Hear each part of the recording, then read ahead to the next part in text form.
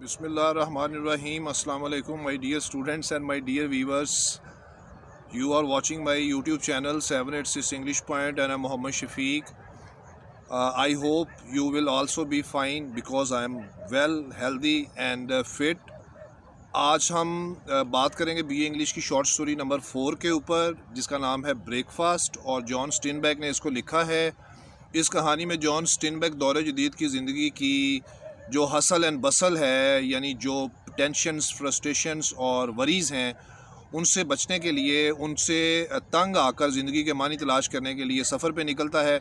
तो दौरान सफ़र वो एक पहाड़ी के ऊपर सुबह की सैर के लिए चढ़ता है, तो उसको नज़र आता है कि पास ही कहीं झाड़ियों से धुआं उठता हुआ नज़र आता है।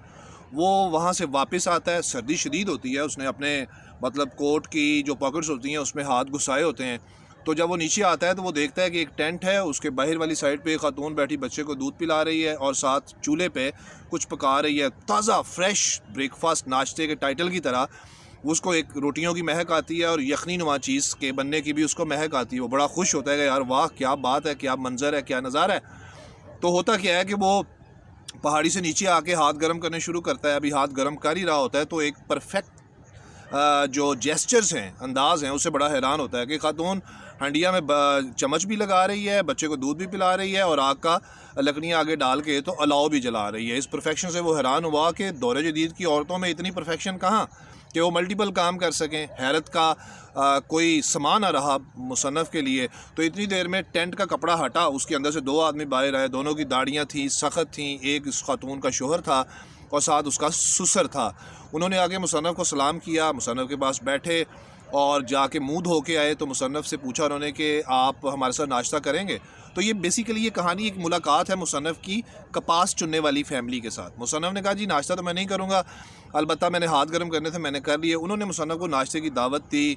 उन्होंने कहा चले आप हमारे साथ चाय पी लें। खातून अंदर से टेंट के अंदर जब जाने लगी तो टेंट के पर्दा हटने से मुसन्नफ़ ने देखा कि एक कटोरा है अंदर उसके पड़ा हुआ, जो लटकाया हुआ था, जिसमें घी मक्खन वगैरह था, या एक कंबल और एक तकिया, और उसके अलावा कोई फर्नीचर नहीं था। उसके पास कोई एयर कंडीशन नहीं था, कोई ओवन नहीं था। सादगी बेपनाह थी। वो एक चटाई लेके आई, उसने टेंट के बाहर बिछाई, बर्तन लगाए और उसने नाश्ता सर्व करना शुरू कर दिया। बूढ़े आदमी ने मुसन्नफ़ को नाश्ते के लिए जो दावत दी थी उससे तो इनकार किया, लेकिन चाय मुसन्नफ़ ने उनके साथ पी। मुसन्नफ़ ने देखा कि नाश्ता इंतहाई सादा था। उसमें सादा रोटियां थीं, सादा रोटियों के अलावा कुछ यखनी नुमा चीज़ थी और साथ चाय थी। बूढ़े आदमी ने और नौजवान ने पेट भर कर नाश्ता किया और उसके बाद मुसन्नफ़ से कहा कि हम कपास चुनने वाले हैं, 12 दिन से अल्लाह ताला ने हमें नाश्ता दिया हुआ है, रोज़गार दिया हुआ है, हम खा रहे हैं और बड़े खुश हैं। तो मुसन्नफ़ ने पूछा कि क्या आप लोग अपनी ज़िंदगी से खुश हैं? उसने कहा जी हाँ, हम अपनी ज़िंदगी से बहुत खुश हैं, आप भी चाहें तो हम आपको भी काम पे लगा सकते हैं। मुसन्नफ़ ने उनका शुक्रिया अदा किया कि नहीं, बहुत मेहरबानी आपकी। तो मुसन्नफ़ ने ये नोट किया कि इन लोगों के पास कितनी कनात की दौलत है, इनके पास कितनी सादगी की दौलत है, इनके पास मेहमान नवाजी की दौलत है। यही वो ज़िंदगी के मानी थे जो मुसन्नफ़ तलाश करना चाहता था। और इसी मुख्तसर सी मुलाकात में कपास चुनने वालों के साथ मिल के मुसन्नफ़ को ज़िंदगी के मानी पता चले कि कनात, मेहमान नवाजी, कनात कहते हैं कि जो कुछ आपके पास हो उस पर आप अल्लाह का शुक्र अदा करें कि अल्लाह तेरा शुक्र है तूने मुझे ये चीज़ें अनायत की हैं।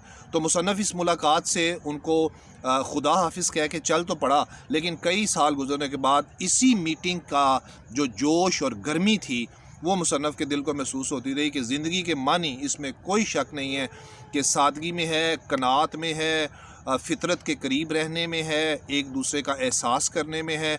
और इस सादा सी मुलाकात से मुसन्नफ़ ने दौर जदीद की ज़िंदगी पे भी बहुत ज़्यादा तनकीद की है। ऑटोमेटिकली ये तनकीद तो बनती है ना कि हम जितनी ज़्यादा सहूलतें अपनी ज़िंदगी में इख्तियार करते जा रहे हैं, उतनी हमारी ज़िंदगी सहल होती जा रही है और उतनी ही हमारी ज़िंदगी बेकार भी होती जा रही है। तो मुसन्नफ़ का ये एक मुलाकात और उसमें ज़िंदगी के मानी का तलाश कर लेना इन कपास सुनने वाली फ़ैमिली से एक बहुत बड़ी ज़िंदगी की अचीवमेंट थी। और हमारे लिए यही पैगाम है कि ज़िंदगी सादा, कनात वाली और फ़ितरत के करीब रह के गुजारी जाए तो इंसान की ज़िंदगी में सुकून और इत्मीनान रहता है। इसका इंपॉर्टेंट क्वेश्चन थीम का है, वो आप कहीं से भी कर सकते हैं। मुख्तलिफ जो रेलिवेंट स्टोरीज़ हैं शॉर्ट स्टोरीज़ की बुक की, वो सारी की सारी मेरे चैनल की प्लेलिस्ट में मौजूद है। डिटेल लेक्चर्स भी पड़े हुए हैं, लेकिन इंग्लिश में है, लेकिन ये उर्दू में बच्चों के कहने पर जो है ये उर्दू में सारी स्टोरी को एक डिज़ाइन करके ताकि बच्चों का कॉन्सेप्ट क्लियर हो जाए। आई होप कि आपको स्टोरी पसंद आई होगी। और उसके अलावा अगर आपको वीडियो अच्छी लगी है तो शेयर करें, लाइक करें और चैनल भी सब्सक्राइब करें अगर आप मेरे चैनल पे नए हैं। तो इंशाल्लाह I do hope that I will satisfied you from each and every angle related to the syllabus of English, जिसमें inter part 1, inter part 2, graduation part 1, part 2, BSc, spoken English, IELTS, MA English and everything that you need related to English. इंशाल्लाह see you next time with the next video.